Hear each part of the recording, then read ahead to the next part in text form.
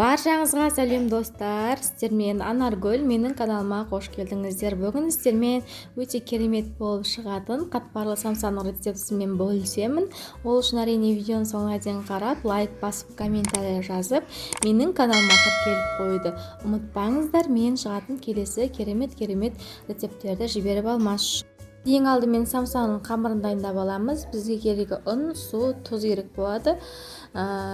Тұзымызды суымызға қосып жақсылап араластырып аламыз. Ұнымыздың ортасын алып, суымызды аз-аздан қосып отырып, қатты емес, қатты жұмсақ емес, орташа жұмсақтықтағы қамыр илеп шығамыз. Егер сіздердің қамырларыңыз қатты жұмсақ болса, самсаларыңыз қатпарлы болмай қалуы мүмкін, сондықтан кішкене қаттылау қамыр илеп аламыз. Дайын болған қамырымызды бөліктерге бөлеміз. Мен 4 бөлікке бөлдім, яғни 4 зола қамыр шықты. Әрбір қамырымызды пищевой пленкаға немесе пакетке салып 10 минутқа тындырып қоямыз. Қамырымыз тынып тұрам дегенше, сол арада қамырдың арасына жағатын сары майымызды ертіп дайындап аламыз. Қызып тұрған табаға майымызды салып, жақсылап ертеміз. Егер майларыңызда судың мөлшері көп болатын болса, бір 10-15 минут шамалы қайнатып, суын кетіріп аламыз. Мен 5-6 минуттай қайнаттым, судың бәрі кетті. 10 минут тұрған қамырымызды қайтадан тағы бір илеп жіберіп жая берсек болады. Біздің қамырымыз тұрғаннан кейін өте сондай керемет жұмсақ әрі мінсіз қамыр, теп-тегіс болып шығады. Қамырымызды жақсылап оқтаудың көмегімен жайып аламыз, 1-2 мм шамасында.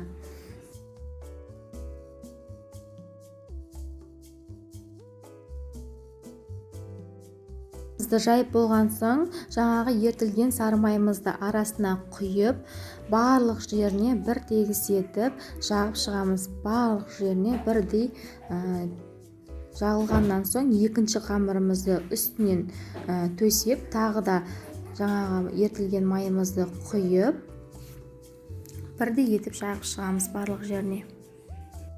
Содан соң қамырымызды шетінен орап бастаймыз. Осылай видеодағыдай ораңыздар.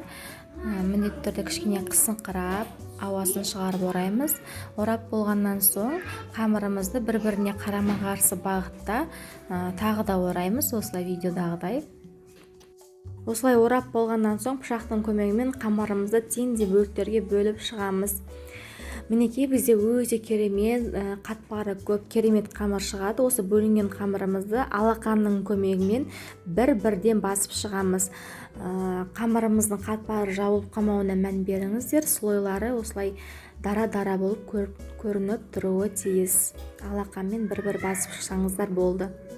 Дайын болған қамырымызды жарты сағатқа тоңазытқышқа салып қойсаңыздар болады, немесе дәл осылай пісіре берсеңіздер де болады. Егер қонақ күтетін болсаңыздар, 1-2 күн бұрын дайындап қойсаңыздар, тіптен керемет. Салмасына тартылған ет, пияз және тұз, бұрыш салып дайындап алдым. Самсан қамырын жая бастаймыз. Ортасына қатты күш салмай, шет-шетін жақсылап жаямыз. Көбінесе шетінен бастап жаюға мән беріңіздер. Сол кезде самсамыз өте керемет болып шығады.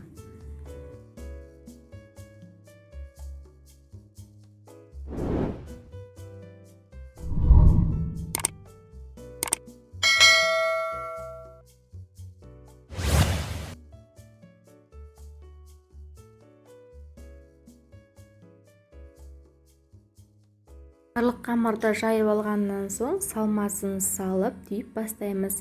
Біріншісінде осылай 3 бұрыш қылып түйдім, бірінің үстіне бірін осылай жауып 3 бұрыш салса болады, немесе 3 бұрышты бір-біріне осылай бір-біріне жабыстыру арқылы түйсеңіздер де болады.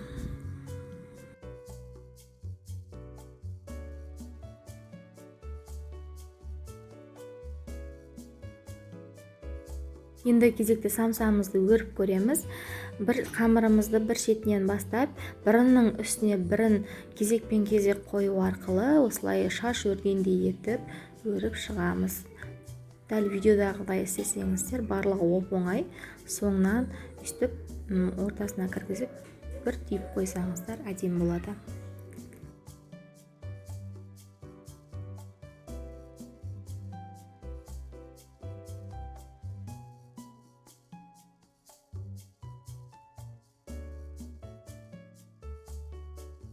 Келесі бір түйу түрін көрсетейін.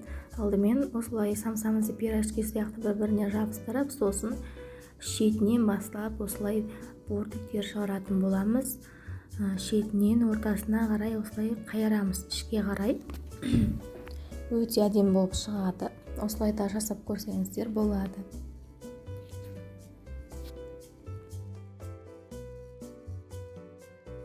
Самсаларымызды түйіп болғаннан соң бетіне міндетті түрде жұмыртқаның сарысын жағыңыздар.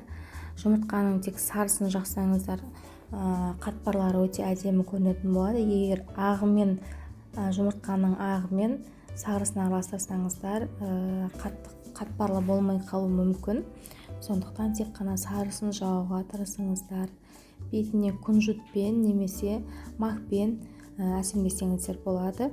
Қызып тұрған, алдын ала пешті қыздырып қоямыз. Қызып тұрған 200-250 градус пеште қыздартып пісіріп аламыз. Мінекей біздің самсаларымыз өте қатпарлы, керемет болып қызарып пісті. Рецептіні соңына дейін қарағандарыңызға үлкен рахмет. Сіздерге ұнады деген ойдамын. Міндетті түрде жасап көріңіздер. Ас болсын. Назарларыңызға рахмет. Сіздермен болған Анаргүл. Менің каналыма тіркеліп, қоңырауша белгісін басып қойды ұмытпаңыздар. Менен шығатын керемет рецепттерді жіберіп алмас үшін. Алда әлі менен керемет пайдалы рецепттерді күтіңіздер.